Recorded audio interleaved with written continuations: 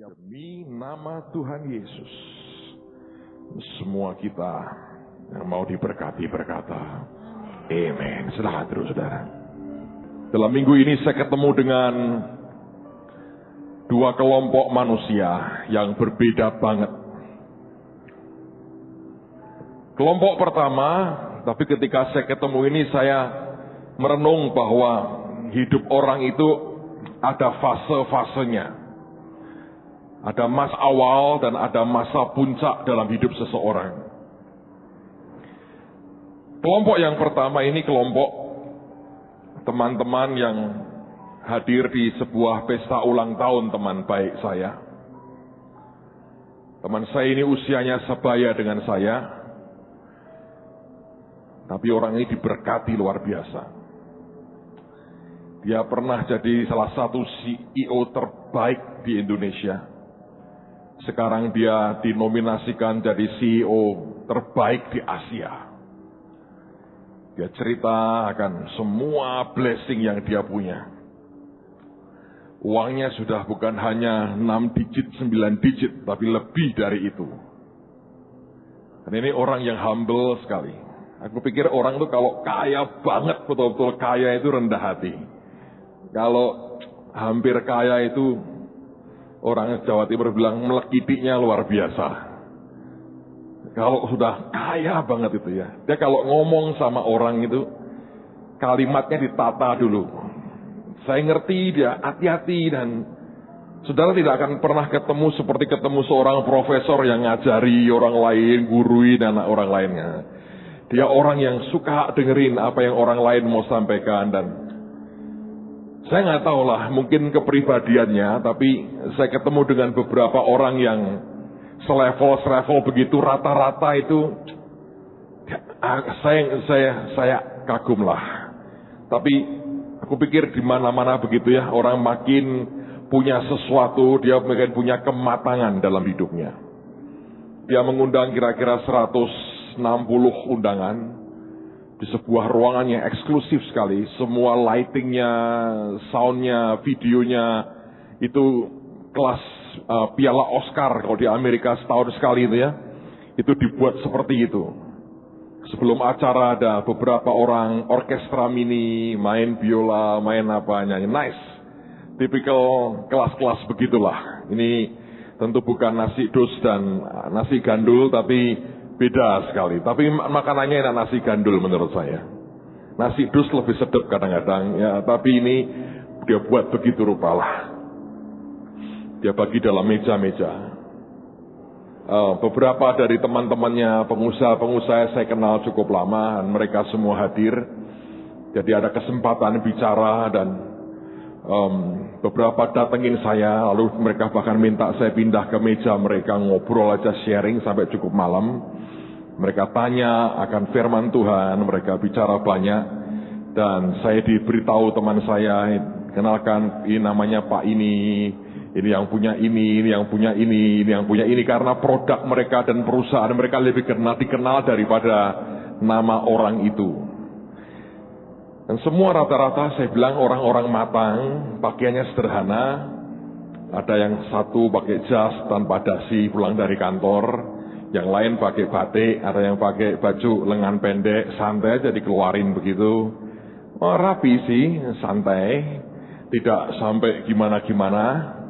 Tapi nanti begitu Anda keluar, di lobi itu Anda akan ketemu dengan begitu banyak puluhan orang dengan seragam safari mereka, bodyguard mereka, pengawal mereka, ajudan mereka, kumpul semua di lobinya.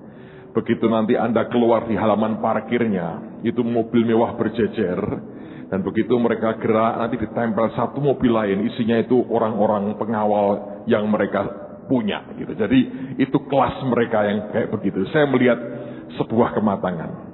Kelihatan mengerikan dari jauh, begitu didekati, Anda akan ketemu dengan orang-orang yang nice, orang-orang yang baik, orang-orang yang mereka nggak pernah pamer apa yang mereka punya, mereka tidak pernah pamer akan konsep yang hebat yang mereka miliki, dan mereka kalau ketemu saling merendah, saling memuji temannya, dan saya pikir itu kelompok-kelompok yang pertama yang saya jumpai. Dan saya perhatikan, saya bilang berapa banyak orang yang ingin di tempat mereka pada hari ini berjuang dengan segala macam cara untuk bisa mencapai level seperti itu. Sebuah kematangan tersendiri secara dunia yang saya temukan di situ.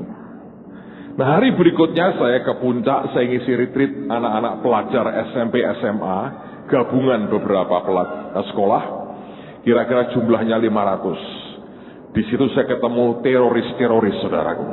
Itu orang-orang liar, ngaco, ngomongnya kasar, saya khotbah dia kentut, sampai bubar yang di belakang. Saya berkata, Tuhan, saya bilang, ini orang-orangnya aneh-aneh, pakai jaket lusuh, sendal nggak karu-karuan, rambut nggak pernah keramas, mungkin kagak pernah mandi, ngomongnya uraan banget dan kampungan banget. Wakil kepala semuanya dibentak-bentak, dimaki-maki. Dan tidak bisa ngapa-ngapain, wakil kepala sekolah gitu, saudara. Saya merenung malamnya, saya bilang, heran ya Tuhan. Aku lihat dua kelompok manusia yang berbeda sekali. Satunya teroris banget, satunya itu begitu soft, begitu lembut, begitu gerak. Tapi yang kelompok pertama tadi, kalau duitnya dikumpulin, Indonesia nggak punya utang lagi. Tenang orangnya, ngomongnya kalem, tidak ngomong banyak, tidak sok, tidak pernah, nggak pernah lah. Omongannya nice, tidak keluar lontaran kritikan. Gereja kok gini, gereja kok gitu, nggak ada. Semua tanya ya Tuhan. Salah satu menurut saya yang paling kaya di situ, datengin saya di meja saya, dia datang agak sedikit terlambat. Dia datengin saya, dia bilang, Pak sorry ya, saya mau ngomong sebentar. Saya pikir dia mau ngomong apa? Saya pikir dia mau pekerjaan Tuhan, mau ngomong apa, atau ngomong tentang konseling susah bisnisnya, atau apa, saya nggak tahu. Dia deketi saya, dia ngomong begini, ini ke gua saya, dia bilang, Pak, 2 hari lagi itu Rosh Hasanah. Anda tahu Rosh Hasanah? Itu bukan penyanyi dangdut, saudara. Rosh Hasanah itu dalam bahasa Ibrani itu kepala dari sebuah awal dari sebuah tahun, atau kepala dari setahun. Itu artinya tahun baru Yahudi.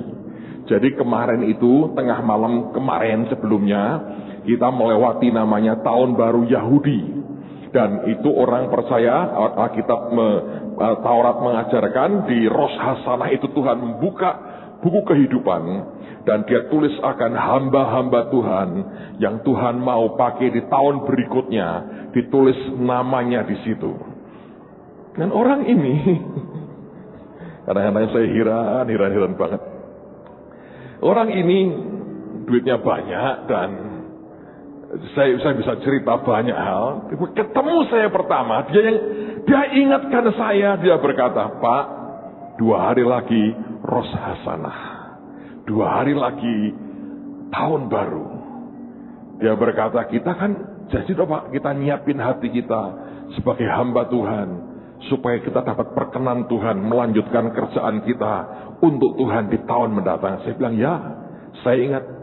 Nanti tengah malam berikutnya saya akan ngadep Tuhan, saya akan hadapkan hidup saya. Wah, puji Tuhan. Lalu dia ngomong soal pekerjaan Tuhan yang lain. Dia nggak ngomong bisnisnya, dia nggak ngomong apa-apa, dia nggak ngomong yang lain-lain. Dia pertama ngomong Rosh Hasanah. Buat saya sebuah keajaiban. Orang lain mungkin ketemu akan berkata persoalannya, penyakitnya, masalahnya. Dia pertama ngomong tentang Rosh Hasanah. Tidak berarti orang ini tidak punya persoalan. Mereka pasti banyak persoalan. Tapi setiap orang itu punya interest yang berbeda. Dan saya melihat sebuah pencapaian secara manusia. Ada kelompok seperti itu. Tapi menurut saya mungkin awalnya dulu, orang-orang yang hari ini matang banget. Di hari ini pakai pakaian sutra yang oke, dan duduk dengan manis, ngomong dengan santun, menghormati orang lain. Dulu juga teroris kayak yang muda-muda tadi, saudara. Mungkin malah kacaunya sama atau bahkan lebih parah. Ya, lebih parah mungkin. Tapi sebuah proses dalam kehidupan ini mematangkan hidupnya begitu rupa, sampai akhirnya ketika mereka mencapai sesuatu, mereka bahkan tidak terlalu bangga dengan apa yang mereka capai loh. Mereka anggap sebagai bagian yang natural dari kehidupan mereka. Dan mereka berkata, ya hidup saya begini ya biasa. Tidak usah dipamerkan apa-apa. Dia tidak pernah ceritakan usaha yang paling gede yang dibuat apa. Mereka malah saling memuji, memberikan akan apresiasi dengan temannya satu dengan yang lain. Dan mereka semua ngerasani teman yang ulang tahun. Mereka berkata, wah kita bersyukur teman kita ini militan dalam Tuhan. Dia cinta Tuhan, kita senang Pak. Sekarang banyak orang-orang yang cinta Tuhan Yesus kayak kita ini. Saya pikir oke banget. Tapi menurut saya dulu tahu mereka pernah jadi kelompok-kelompok seperti yang kelompok kedua yang saya pernah jumpai. Jadi ketika saya ketemu dengan kelompok yang kedua, saya berpikir hari ini mereka berperilaku seperti itu. Mungkin 20 tahun lagi dari sekarang mereka akan jadi orang yang berbeda. Dan hidup ini memproses seseorang begitu rupa. Dan siapapun yang mengizinkannya akan diberikan sebuah kematangan pada akhirnya. Alkitab menceritakan hidup seorang yang bernama Yakub. Orang ini punya awal yang kita semua tahu. Namanya saja Yakub, supplanter, orang yang tukang merampas haknya orang, tukang jegal orang lain. Tetapi pada ujung dari hidupnya, dia orang yang luar biasa. Coba buka firman Tuhan dalam Kejadian pasal yang ke-47. Ayat yang pertama sampai dengan ayat yang ke-10. Saya baca sampai 12 lah supaya tuntas. Kejadian 47, lihat mulai ayat yang pertama. Judulnya Yakub dan Firaun. Kemudian pergilah Yusuf memberitahukan kepada Firaun, ayahku dan saudara-saudaraku beserta kambing dombanya, lembu sapinya dan segala miliknya telah datang dari tanah Kanaan, dan sekarang mereka ada di tanah Goshen. Ayat 2. Dari antara saudara-saudaranya itu dibawanya 5 orang menghadap Firaun. Kenapa hanya 5? Dia kan punya 11, 12 dengan dia.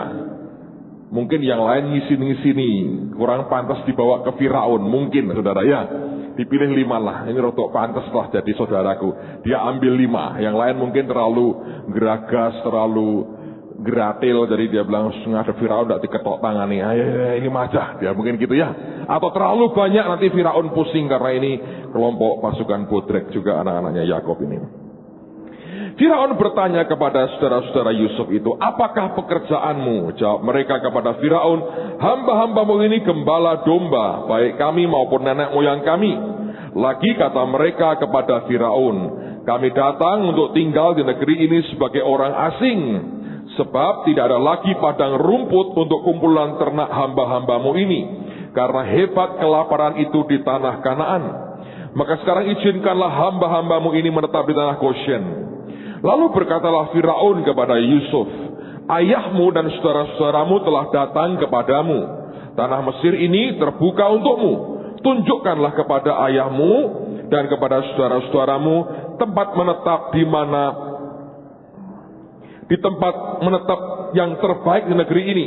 Dan biarlah mereka diam di tanah Goshen. Dan jika engkau tahu di antara mereka orang-orang yang tangkas, tempatkanlah mereka menjadi pengawas ternakku. Yusuf membawa juga Yakub ayahnya menghadap Firaun. Lalu Yakub, perhatikan, memohonkan berkat bagi Firaun. Kemudian bertanyalah Firaun kepada Yakub, sudah berapa tahun umurmu? Jawab Yakub kepada Firaun, tahun-tahun pengembaraanku sebagai orang asing berjumlah 130 tahun. Tahun-tahun hidupku itu sedikit saja dan buruk adanya, tidak mencapai umur nenek moyangku, yakni jumlah tahun mereka mengembara sebagai orang asing. Ayat 10. Lalu Yakub memohonkan berkat bagi Firaun. Dan sudah itu keluarlah ia dari depan Firaun. Yusuf menunjukkan kepada ayahnya dan saudara-saudaranya tempat untuk menetap dan memberikan kepada mereka tanah milik di tanah Mesir, di tempat yang terbaik di negeri itu, di tanah Rameses seperti yang diperintahkan Firaun. Dan Yusuf memelihara ayahnya, saudara-saudaranya, dan seisi rumah ayahnya dengan makanan menurut jumlah anak-anak mereka. pada akhir dari hidupnya, pada puncak-puncak daripada hidupnya, ada sebuah prestasi yang ajaib yang Alkitab katakan, Yakub memintakan berkat atau Yakub memberkati Firaun. 2 kali dalam perikop ini Alkitab berkata Yakub memberkati Firaun atau Yakub memintakan berkat bagi Firaun. Kalau sampai Tuhan bicara 2 kali, dia mau berkata, berikan itu sebuah perhatian, atensi yang khusus, karena di dalamnya engkau akan belajar sesuatu. Nah lalu orang bertanya, apanya yang signifikan, yang hebat ketika Yakub memberkati Firaun? Coba kita lihat dalam Ibrani pasal yang ke-7. Surat Ibrani pasal yang ke-7. Ayat yang ke-7 juga. Ibrani 7 ayat yang ke-7. Ibrani pasal 7 ayat yang ke-7 Alkitab berkata, memang tidak dapat disangkal bahwa yang lebih rendah diberkati oleh yang lebih tinggi. Saya ulang ayat ini. Memang tidak dapat disangkal bahwa yang lebih rendah diberkati oleh yang lebih tinggi. Nah, waktu Yakub berkata dia memberkati Firaun, kata firman, maka firman mau berkata di bagian puncak dari hidup orang yang bernama Yakub ini, firman menunjukkan bahwa di depan Tuhan dia lebih tinggi dari Firaun. Nah, Firaun adalah penguasa Mesir, dan Mesir berdasarkan dunia yang dikenal pada zaman itu, peradabannya tertinggi. Firaun seperti penguasa dunia pada hari ini. Kalau Yakub bisa mengangkat tangannya, memberkati akan Firaun, dan 2 kali Alkitab mengatakan itu, maka di depan Tuhan sebenarnya, dia mau berkata, Tuhan mau berkata, orang ini punya banyak hal yang lebih daripada yang dimiliki oleh Firaun. Yakub memulai sesuatu dengan mungkin tidak baik, orang mencapnya dengan pribadi yang sangat buruk, tapi pada ujung dari hidupnya, pada puncak tahun-tahun hidupnya, Alkitab mengatakan 2 kali dalam perikop itu, dia memintakan berkat atau dia memberkati Firaun. Ibrani berkata, yang lebih rendah diberkati oleh yang lebih tinggi. Nah, dengan ukuran seperti itu, Alkitab berkata, Yakub bagaimanapun punya posisi lebih tinggi dari Firaun. Mungkin tidak dalam kekayaannya, mungkin bukan dalam pasukannya, tapi sesuatu yang ilahi yang Firaun tidak punya dimiliki oleh Yakub. Walaupun datang sebagai pengungsi, tapi dia berdiri dan dia memberkati penguasa dunia pada waktu itu. Mengapa orang ini bisa mencapai sebuah puncak yang seperti itu? Dan bukankah semua anak Tuhan ingin hidupnya terus naik dan mencapai puncak? Kalau Anda memperhatikan firman, 2 kali Yakub ini terima berkat. 2 kali ada blessing yang turun dalam hidupnya. Dan 2 blessing itulah yang seharusnya dimiliki oleh orang percaya. Kalau kita bisa menerima 2 blessing ini, hidupmu akan terus naik. Pada ujungnya siapapun yang ketemu engkau akan berkata, berkati aku. Karena ketika mereka mendengar engkau memberkati, itu akan sungguh memberkati kehidupan mereka. Yang pertama, mari kita lihat di dalam Kejadian pasal yang ke-25. Kejadian pasal 25. Saya akan baca mulai ayat yang ke-19. Kejadian pasal 25 ayat yang ke-19. Judulnya Esau dan Yakub. Inilah riwayat keturunan Ishak anak Abraham. Abraham memperanakkan Ishak. Dan Ishak berumur 40 tahun ketika Ribkah anak Betuel orang Aram dari padang Aram, saudara perempuan Laban orang Aram itu, diambilnya menjadi istrinya. Berdoalah Ishak kepada Tuhan untuk istrinya, sebab istrinya itu mandul. Tuhan mengabulkan doanya sehingga Ribkah istrinya itu mengandung. Tetapi anak-anaknya bertolak-tolakan dalam rahimnya. Dan ia berkata, jika demikian halnya mengapa aku hidup? Dan ia pergi meminta petunjuk kepada Tuhan. Firman Tuhan kepadanya, 2 bangsa ada dalam kandunganmu, dan 2 suku bangsa akan berpencar dari dalam rahimmu. suku bangsa yang satu akan lebih kuat dari yang lain, dan anak yang tua akan menjadi hamba kepada anak yang muda. Setelah genap harinya untuk bersalin, memang anak kembar yang di dalam kandungannya. Keluarlah yang pertama, warnanya merah, seluruh tubuhnya seperti jubah berbulu. Sebab itu ia dinamai Esau. Sudah itu keluarlah adiknya, tangannya memegang tumit Esau. Sebab itu ia dinamai Yakub. Ishak berumur 60 tahun pada waktu mereka lahir. Lalu bertambah besarlah kedua anak itu. Esau menjadi seorang yang pandai berburu, seorang yang suka tinggal di padang. Tapi Yakub adalah seorang yang tenang, yang suka tinggal di kemah. Ishak sayang kepada Esau, sebab ia suka makan daging buruan. Tapi Ribka kasih kepada Yakub. Pada suatu kali Yakub sedang memasak sesuatu, lalu datanglah Esau dengan lelah dari padang. Kata Esau kepada Yakub, berikanlah kiranya aku menghirup sedikit dari yang merah-merah itu karena aku lelah. Itulah sebabnya namanya disebutkan Edom. Tetapi kata Yakub, jualah dahulu kepadaku hak kesulunganmu. Saud Esau, sebentar lagi aku akan mati. Apakah gunanya bagiku hak kesulungan ini? Kata Yakub, bersumpahlah dahulu kepadaku. Maka bersumpahlah ia kepada Yakub, dan dijualnyalah hak kesulungannya itu kepadanya.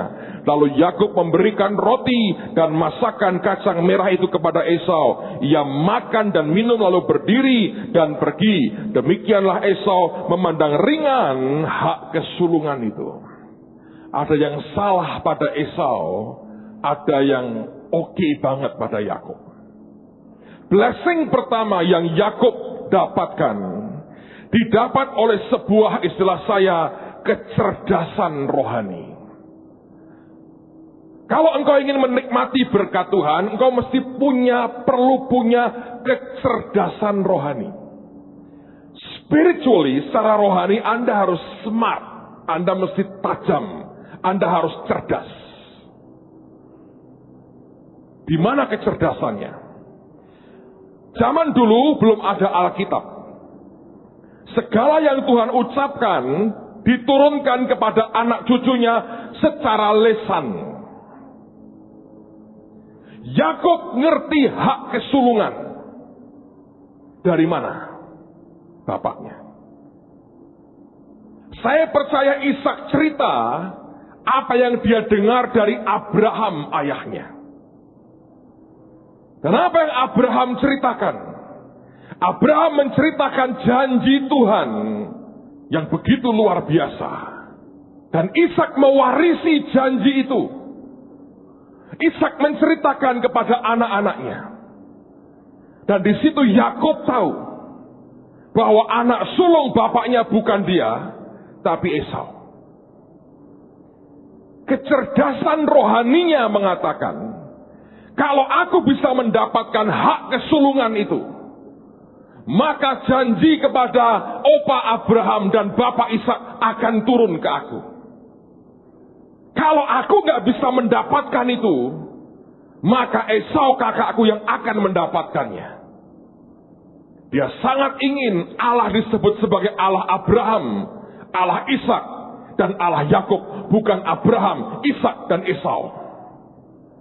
Orang Kristen yang tidak punya kecerdasan rohani itu biasanya dia tidak mau dengar apa yang Alkitab katakan. Dia punya sebuah persepsi kebenaran dirinya sendiri, atau dia punya rasa percaya diri yang sudah begitu kuat. Dan dia begitu yakin, dia ngerti semuanya, dan dia bisa kendalikan semuanya seperti yang dia mau. Tapi orang yang punya kecerdasan rohani, semua dihitung dengan dia. Dan dia berkata, ini loh yang aku perlu, ini loh aku perlu. Yang lain dia singkirkan, kalau perlu dia korbankan, saudara. Kecerdasan rohani itu dibutuhkan. Yakub dengerin perkataan bapaknya. Dia tahu cerita tentang bagaimana Tuhan berjanji kepada Abraham kakeknya. Dan dia berkata, aku mau itu nurun ke aku. Sebagaimana Ismail tidak mendapatkan, tapi Ishak yang mendapatkan. Dia berkata kalau Ismail bisa gugur, Esau juga bisa gugur. Tidak selalu yang natural lahir pertama. Yang sulung itu akan mendapatkan hak kesulungannya. Smart, saudara. Memang caranya kemudian ngawur sih. Dan dia toh harus bayar harganya. Tapi toh kalau Anda perhatikan di firman, Tuhan tidak pernah ngeributin itu. Esau sebaliknya. Dia berkata, itu apa sih? Cuman omongan, berkat yang diucapkan itu cuman perkataan loh. Tidak langsung dibarengi dengan penyerahan harta. Enggak. Memang kalau anak sulung dan punya hak kesulungan, dapat warisan 2/3 dari milik orang tuanya. Tapi waktu Yakub diberkati tidak langsung disertai penyerahan kekayaan. Bahkan dia melarat gak punya apa-apa loh saudara. Cuman dapat tongkat 1 dan dia pergi ke Laban. Tapi dia tahu itu punya nilai ilahi yang luar biasa.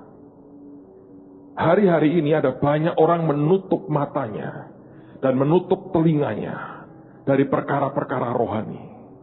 Kekristenan yang sepotong kita kenal, kita anggap sudah tahu semua.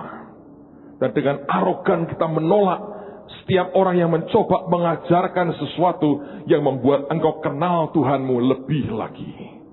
Belajar untuk punya hati yang soft, yang lembut, dan fleksibel dengan Tuhan. Itu kuncinya. Kalau engkau ingin anggur baru, harus jadi kirbat yang baru. Kirbat yang baru cuma satu cirinya, itu kulitnya masih soft, masih fleksibel. Ketika anggurnya mulai muai, fermentasi tidak pecah. Tapi kirbat yang lama sudah tidak fleksibel, sudah kaku. Ketika kena anggur yang fermentasi, pecah, gak tahan. Tapi kirbat yang masih baru, yang soft, yang terus diperbaharui, dia bisa terima akan anggur yang baru. Hidup kita sebagai manusia pun, kita ini proses belajarnya tidak pernah berhenti. Orang yang berhenti belajar secara natural, dia tidak akan pernah bisa bergerak lagi, baik lagi hidupnya. Semua kita ngerti. Dengan Tuhan pun sama. Kalau saudara berpikir engkau sudah berhenti belajar, Anda sedang mandek loh. Dan engkau sedang turun ke bawah. Proses belajar dalam hidup kita sebagai manusia tidak pernah berhenti. Setiap orang yang berhenti belajar akan berakhir konyol dalam hidupnya. Tadi pagi saya cerita. Tadi kami habis kebaktian kumpulin teman-teman yang mau ke Israel. Di gereja ini kira-kira 60 dari antara Anda kan ikut saya ke Israel bulan depan. Total yang berangkat 271 orang kalau tidak salah tadi. 271. Dan yang antri untuk ikut cadangan banyak banget. Dari satu orang berkata, enggak ikut ya, dalam 2 menit terisi. 271 orang. Kalau kami mau buka sampai 500 bisa. Cuma enggak tahan aja saudara. Enggak mungkin, secara teknisnya berat sekali. Itu bisa charter 1 pesawat kalau mau. Tapi hamba Tuhannya kan tidak banyak. Jadi kita harus bagi-bagi waktunya. Mengerikan banget. Tapi saya mau cerita Israel aja. Supaya Anda yang tidak berangkat, Anda bisa mengerti bayangannya. Di Timur Tengah, di Israel juga, ada suku liar, bukan liar lah, suku yang nggak ikut aturan orang lain, namanya suku Baduin. Kalau orang sini mungkin suku Samin gitu kali ya, atau suku apa nggak tahu, orang Samin gitu. Ini suku Baduin. Suku ini suka mengembara, nomaden, dia punya kemah, dia punya tradisi, dia punya cara hidup sendiri. Contohnya begini, kalau sebuah keluarga itu punya anak gadis yang siap kawin, di depan bapaknya akan kibarkan bendera putih kalau tidak salah. Nah itu bendera putih artinya berkata, anakku siap kawin. Lalu akan cari perjaka yang mau kawin dan datang ke kemah si bapak itu.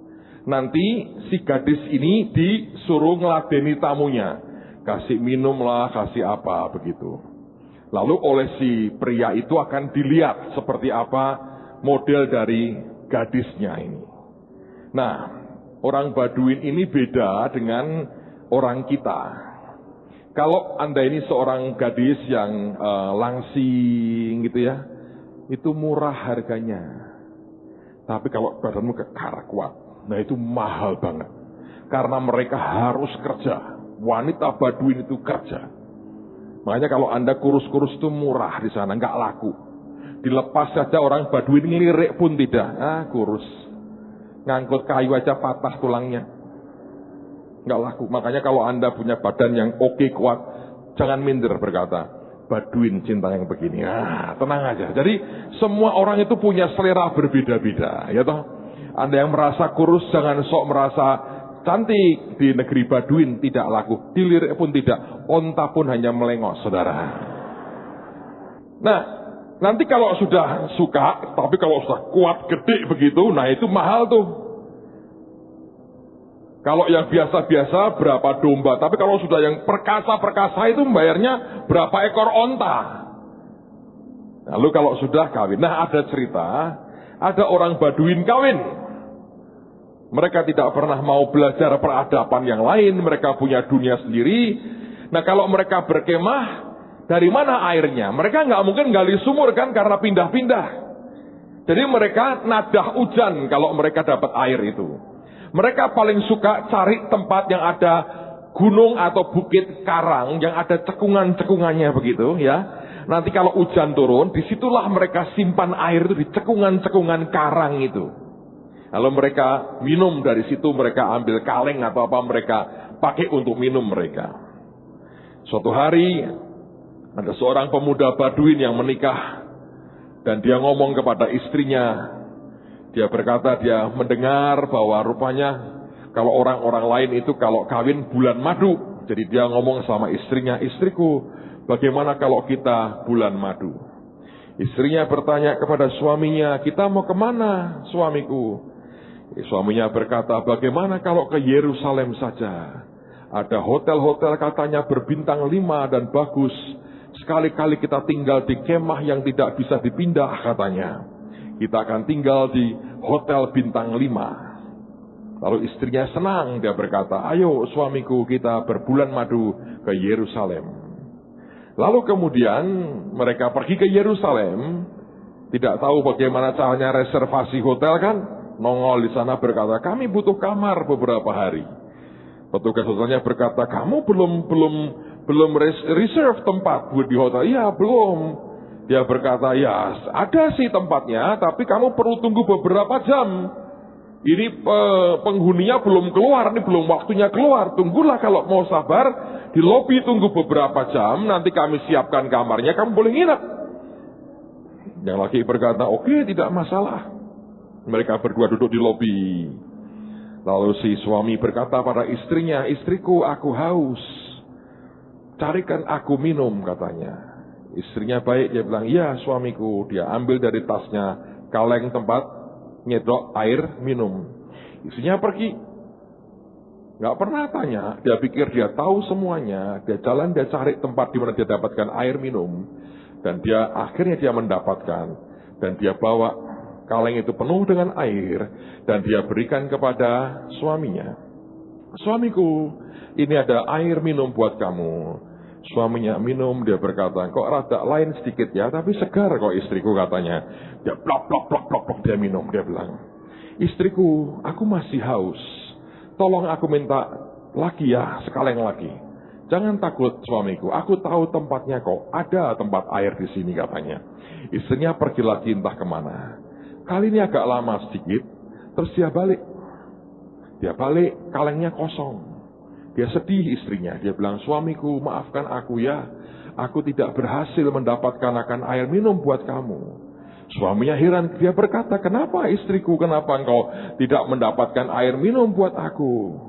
Ya, tempat untuk nyimpan air minum itu dikuasai orang. Aku lihat.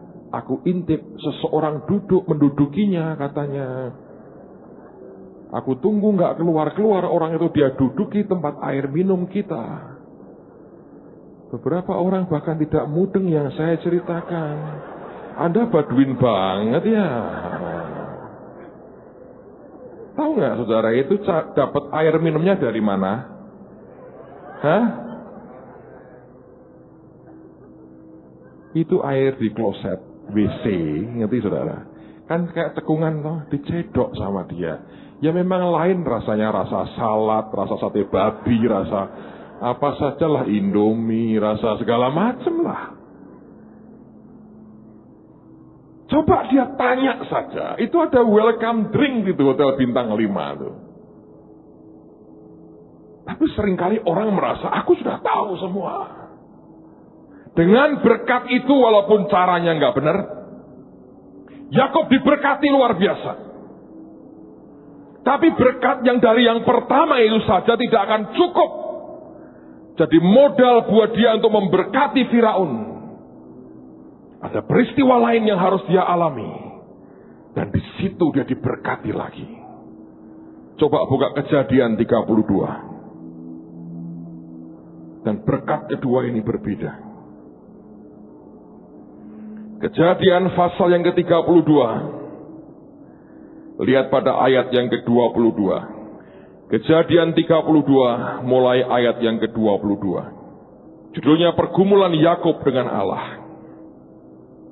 Pada malam itu Yakub bangun dan ia membawa kedua istrinya, kedua budaknya perempuan dan ke-11 anaknya, dan menyeberang di tempat penyeberangan sungai Yabok. Sesudah ia menyeberangkan mereka, ia menyeberangkan juga segala miliknya. Lalu tinggallah Yakub seorang diri, dan seorang laki-laki bergulat dengan dia sampai fajar menyingsing. Ketika orang itu melihat bahwa ia tidak dapat mengalahkannya, ia memukul sendi pangkal paha Yakub sehingga sendi pangkal paha itu terpelecok ketika ia bergulat dengan orang itu. Lalu kata orang itu, biarkanlah aku pergi karena fajar telah menyingsing. Sahut Yakub, aku tidak akan membiarkan engkau pergi jika engkau tidak memberkati aku. Bertanyalah orang itu kepadanya, siapakah namamu? Sahutnya, Yakub. Lalu kata orang itu, namamu tidak akan disebutkan lagi Yakub, tetapi Israel. Sebab engkau telah bergumul melawan Allah dan manusia, dan engkau menang. Bertanyalah Yakub, katakanlah juga namamu. Tapi sahutnya, mengapa engkau menanyakan namaku? Lalu diberkatinyalah Yakub di situ. Yakub menamai tempat itu Peniel, sebab katanya, aku telah melihat Allah berhadapan muka, tapi nyawaku tertolong. Lalu tampaklah kepadanya matahari terbit ketika ia telah melewati Peniel, dan Yakub pincang karena pangkal pahanya. Itulah sebabnya sampai sekarang orang Israel tidak memakan daging yang menutupi sendi pangkal paha, karena dia telah memukul sendi pangkal paha Yakub pada otot pangkal pahanya. Berkat yang kedua ini mahalnya luar biasa. Satu hari dia sendirian. Tidak pernah Alkitab ini berkata dia sendirian dan dia nantang Tuhan. Dan berkata, kalau lu Tuhan, ayo berantem. Dia hanya diam sendirian. Dan Tuhan mendatangi dia. Dan diajak berantem oleh Tuhan. Tidak ada indikasi Yakub menyerang orang itu. Tapi pribadi yang tidak dia lihat malam itu menyerang dia. Dan dia berjuang mempertahankan dirinya. Sendirian. Dia berantem. Dan akibat perkelahian itu, dia tangguh sekali. Dipukul sendi pangkal pahanya. Bam! Dia kena yang namanya cacat permanen. Sejak hari itu dia pincang, saudara. Pincang. Dan dengan pincangnya itulah Tuhan berkata, kamu bukan lagi Yakub, tapi kamu Israel. Dan Yakub diberkati di tempat itu. Perhatiin saudara ya. Setelah peristiwa itu, bukan hanya kaki fisiknya pincang, tapi hidupnya pincang. Kok bisa, Pak? Pukulan demi pukulan harus dia terima. Yang betul-betul membuat dia mesti hidup sambil dia seret hidupnya. Kalau Anda baca kisah berikutnya, betul didamaikan oleh Esau. Tapi kemudian muncul sebuah peristiwa. Anaknya bernama Dina diperkosa oleh orang bernama Sikem. Itu membuat marah anak-anak lakinya, dan Sikem dan keluarganya dibantai habis. Anak-anak Yakub ini gawat, saudara. Sikem dan keluarganya ngelamar Dina baik-baik. Mereka bilang, boleh kawini adikku, tapi kamu sunat semua. Sikem goblok, gak ngerti apa-apa. Disunat, seluruh keluarga disunat. Dan orang sunat zaman itu, sekarang pun katanya, saudara, sakitnya luar biasa. Kalau orang habis sunat, Anda ajak berperang, mereka nggak bisa ngapa-ngapain. Dibantai habis oleh anak-anak Yakub. Untung Tuhan proteksi. Dina diperkosa. Istri yang paling dia cintai, Rahel, mati ketika melahirkan Benyamin. Bapaknya sendiri yang namanya Ishak mati juga. Anak yang paling dia cintai, Yusuf, mati juga. Buat dia itu mati loh, saudara. 13 tahun dia ratapi kematian Yusuf. Pak, kenyataannya nggak mati. Buat Yakub itu mati. Dia percaya perkataan anak-anaknya, dicabik-cabik singa. Menghadapi kenyataan Yehuda meninggalkan dia. Yehuda pergi loh. Entah karena apa. Balik lagi sih, tapi dia pergi. Dia mengalami masa paceklik kelaparan yang mengerikan. Sampai hampir nggak bisa makan. Dan terakhir dia harus melepaskan Benyamin juga. Kalau Anda hidup seperti Yakub ini, dan engkau masih tetap berkata engkau Allahku, itu yang membuat Tuhan berkata, aku membenci Esau dan aku mengasihi Yakub. Di gurun sendirian dia berhadapan dengan Tuhan. Dan Tuhan berkata ke Yakub hanya tidak pernah bisa hilang kalau tidak pincang kakinya. Untuk mengubah seorang Yakub jadi Israel, Prince of God, pangerannya Allah, Tuhan sendiri turun tangan. Dan sekian puluh tahun ke depan, bukan cuma dia seret kakinya, dia seret hidupnya. Tahun demi tahun. Sudah pikir mudah kalau anak gadismu diperkosa orang? Engkau pikir mudah ketika anak-anakmu yang laki-laki membantai keluarga orang lain dengan cara yang licik? Engkau pikir mudah ketika istri yang paling kau cintai, yang untuknya engkau kerja belasan tahun, dalam keadaan tertipu terus oleh Laban, mati di pangkuannya? Kau pikir mudah ayah yang dicintainya yang bernama Ishak akhirnya juga mati? Apakah Anda bisa terima kenyataan Yusuf, anak yang paling dia cintai, juga akhirnya mati? Yang dia ngerti ini anak terima visi besar dari Tuhan. Dia harus seret hidupnya, loh, saudara. Tidak pernah tapi Yakub teriak dan menyalahkan Tuhan. Never, not once. Tidak. Never. Tidak pernah dia salahkan siapapun. Yang dia tahu, dia seret hidup dan badannya jalan terus. Dia tahu buruk. Yang ngomong ke Firaun, tahun-tahun hidupku hanya 130 tahun. Dan buruk keadaannya.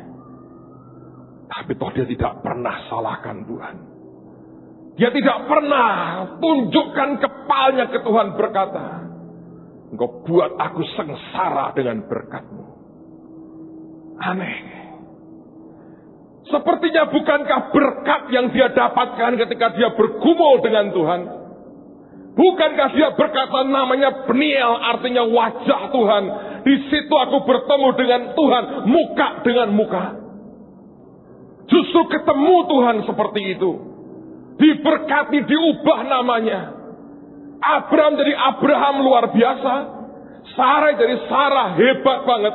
Yakub jadi Israel. Dia mesti seret badannya sekian puluh tahun ke depan. Menghabiskan puluhan tahun. Dengan harus air matanya kering. Tapi hatinya tetap terpelihara. Tidak pernah dia acungkan kepalanya kepada Allah Jehovah. Atau kepada siapapun. Not once. Tidak pernah dia kutuki anak-anaknya. Tidak pernah dia salahkan siapapun. Blessing yang dia terima. Tetap blessing. Tapi sebuah proses pematangan. Mendewasakan hidupnya. Dengar baik-baik. Israel tidak pernah jalan tegak. Never. Israel jalan pincang.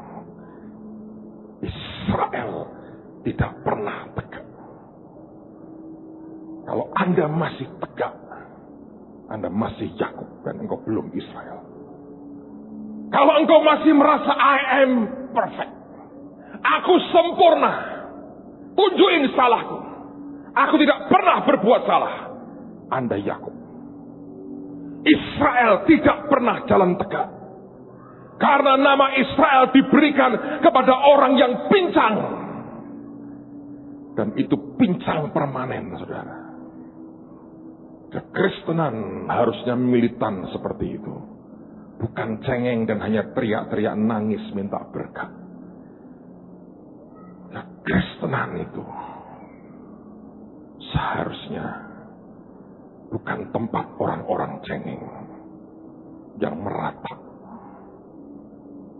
Orang yang berani nyeret badannya. Saya kenal seorang bapak yang sudah dipanggil pulang. Pak Samuel Elkana. Nah itu tuh saudara. Seret badannya. Berkali-kali dia ngomong dengan saya. Tidak ada orang ngerti aku. Tidak ada orang ngerti aku. Tapi tidak pernah saya dengar sekalipun. Dia bilang Tuhan gombal. Never, not once. Tapi menurut saya, dia salah seorang yang dihormati Tuhan. Tahu dari mana? Saya tahu. Tidak banyak orang setelah dia pulang ke rumah Bapa, diizinkan Tuhan balik ke dunia untuk hadir di salah satu acaranya Tuhan. Sedikit. Hanya orang yang dihormati Tuhan akan diberi anugerah seperti ini. Dia satu di antaranya. Saya ngerti. Saya lihat. Mata saya lihat. Nyeret. Saya harap Anda ngambil. Kekristenan bukan tempat untuk orang cengeng. Berkati. Capek, saudara. Di luar sana dulu banyak orang tidak kenal Tuhan. Kaya raya. Duitnya banyak. Hanya untuk mencapai yang mereka capai. Anda harus jadi cengeng. Bukan itu calling kita, saudara. No. Bukan itu. Yakub terima blessing kedua. Israel tidak pernah jalan tegak. Israel seret kakinya. Puluhan tahun ke depan, dia masih buat itu.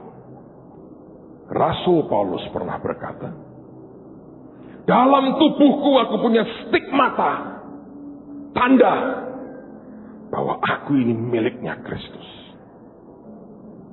Semua luka, semua cacatnya, bahkan termasuk semua kelemahannya. Dan dia bukan orang yang malu menutupi kenyataan. Dia orang yang buka semuanya. Coba lihat 2 Korintus pasal 12. Kita selesai dengan ini. 2 Korintus 12 ayat 7 sampai dengan ayat yang ke-10. Kadang Tuhan kerja beda dengan cara kita. 2 Korintus 12 ayat 7 sampai dengan ayat yang ke-10. Firman berkata, dan supaya aku jangan meninggikan diri karena penyataan-penyataan yang luar biasa itu, maka aku diberi suatu duri di dalam dagingku, yaitu dijelaskan seorang utusan iblis untuk menggocoh aku, supaya aku jangan meninggikan diri. Nah, kalau Anda punya modal beberapa ayat, tidak usah menggurui Paulus berkata, goblok lulus tengking dong, itu urusan iblis. Olesi pakai minyak dong, nyelemlah di kolam minyak lah Lus, kamu kan menang. Bahasa lah Paulus, itu biangnya ngajari peperangan rohani. Jadi kita nggak usah ngajari Rasul Paulus peperangan rohani. Kalau dia berkata ada utusan iblis nggocoh dia, itu nggocoh bukan ngitik-ngitik tok, saudara. Dia gambarkan duri dalam daging. Tidak ada orang tahu itu apa. Saya buka banyak tafsir dan komentari tentang ini. Mereka berkata sesuatu yang mungkin begitu merendahkan dia itu. Tapi Paulus pakai istilah seorang utusan. Malaikatnya iblis yang dikirim. Terus ngapain? Tenggingi dong, kan kita ini kan menang. Begini ya teori. Ayat 8. Tentang hal itu aku sudah tenggingi berkali-kali. Enggak itu. Sudah 3 kali berseru kepada Tuhan supaya utusan iblis itu mundur daripadaku. Harusnya kita ngasih dia seminar dong, peperangan rohani. Jangan berseru dong, tengking langsung. Ya, nanti ketok di surga Anda ketemu Paulus, ajari dialah berkata, lu kok nggak ingat sih pengajaranmu sendiri? Tengking dong, harus tengking dong. Tengkang, tengking. Nggak usah ngajari, saudara. Ini biangnya peperangan rohani. Tetapi jawab Tuhan kepadaku, benar Paulus, usirlah dia. Enggak tuh. Cukuplah kasih karuniaku bagimu, sebab justru dalam kelemahanlah kuasaku menjadi sempurna. Sebab itu terlebih suka aku bermegah atas kelemahanku, supaya kuasa Kristus turun menaungi aku. Karena itu aku senang dan rela dalam kelemahan, di dalam siksaan, di dalam kesukaran, di dalam penganiayaan, dan kesesakan oleh karena Kristus. Sebab jika aku lemah, maka aku apa saudara? Kuat. Saya berkali-kali mencoba menjelaskan. Powernya Tuhan itu hanya jalan kalau ada otoritas. Saya beri contohnya. Kalau saya ini polisi, saya pakai seragam, saya punya pangkat, saya punya pistol. Pistol ini power saya. Saya letupin, arahin ke orang, bam, mati. Tapi pistol ini hanya legal kalau dipakai orang yang punya otoritas menggunakannya. Seragam dan pistol ini harus melekat jadi satu. Barang yang sama dipakai orang lain, illegal. Kalau saya pakai, legal. Tapi kalau saya masuk rumahmu hanya karena modal seragam saya, nggak boleh. Saya mesti dapat surat perintah dong dari komandan saya untuk menggeledah rumahmu. Siapa tahu ada narkobanya. Karena dicurigai mungkin. Saya masuk rumah orang, saya mesti terima surat perintah. Saya nangkep orang, saya mesti punya surat perintah. Kalau itu saya terima, otoritas saya ini berlaku. Orang lawan, power saya kerja. Nah, kita ini modalnya begitu. Pakai seragam, pakai pistol, tenteng, ayo tembak. Anda akan berakhir di mahkamah militer kalau Anda tentara seperti itu. Paulus ngerti itu. Ada rule of the game-nya. Dan di sebuah titik tertentu Tuhan berkata, sudah. Nggak gampang loh, saudara. Nah, itu yang membuat dia toh harus seret. Dengan tujuan cuma satu.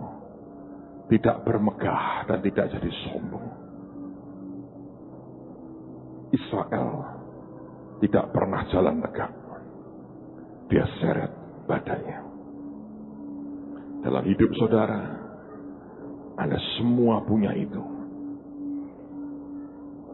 Anda harus tahu, bukan karena Tuhan mengaminkan itu, tapi Dia mau berkata, aku tidak mau kamu jatuh dalam kesombongan. Berkat yang pertama semua orang suka. Berkat yang kedua dihindari orang. Tapi kalau Anda ingin punya sebuah kematangan yang membuat engkau sampai satu hari mengangkat tangan dan memberkati Firaun di dunia, tidak ada pilihan lain. Anda lakuin itu. Anda terima pematangan Tuhan. Dan kekristenanmu akan berbeda dan militan luar biasa. Amen. Tutup Alkitabmu, saudara. Mari angkat tangan sama-sama. Seseorang datang kepada saya tadi pagi. Wajahnya tertunduk, dia berkata, Bapak kenal saya cukup lama. Saya ini punya kelemahan. Dia berkata, saya tahu orang kadang-kadang sukar menerima kenyataan saya. Bahkan seringkali saya tidak pernah bisa untuk menerima berdamai dengan keadaan saya. Beberapa tahun terakhir ini saya berhenti khotbah. Sebab berkali-kali saya naik mimbar di kampus-kampus, mereka mentertawakan saya. Mereka mencemooh, mereka mengejek saya. Mereka tiruin saya. Saya tidak memilih ini. Tapi memang begini keadaan saya. Dia berkata, tapi firman hari ini buat saya bangun lagi. Saya mau seret badan saya sampai apa yang Tuhan mau tergenapkan dalam hidup saya. Begitu dia ambil decision seperti itu, 3 jam kemudian dia SMS saya. Dia cerita sesuatu yang wow. Kalau ini jadi, karirnya akan melejit. Setiap orang dengan profesinya, kalau dapat yang dia dapat tadi siang, secara karir akan naik luar biasa. Sebuah kehormatan.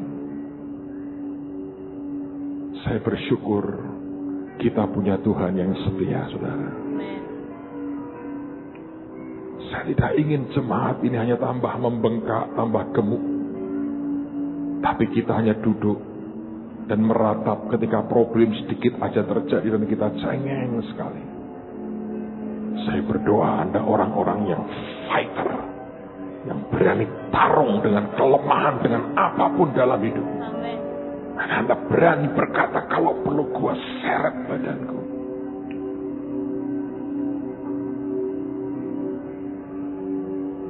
Saya orang yang kurang mungkin sejam sebelum Pak Samuel pulang, datang di rumah sakit dengan Pak Yusuf. Masih ngobrol, masih seret.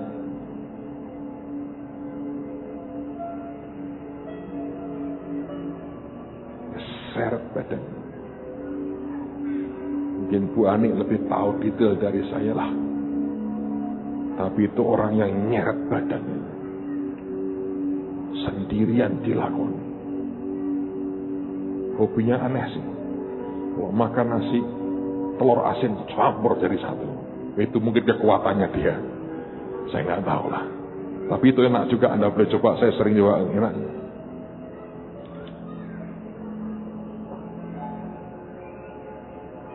suruh khotbah nggak mau. Dia bilang tidak punya jas katanya untuk khotbah. Tapi sampai hari ini Taman Getsemani nggak pernah minta duit orang. Kalau bukan dari benih yang unggul, nggak akan terjadi, saudara.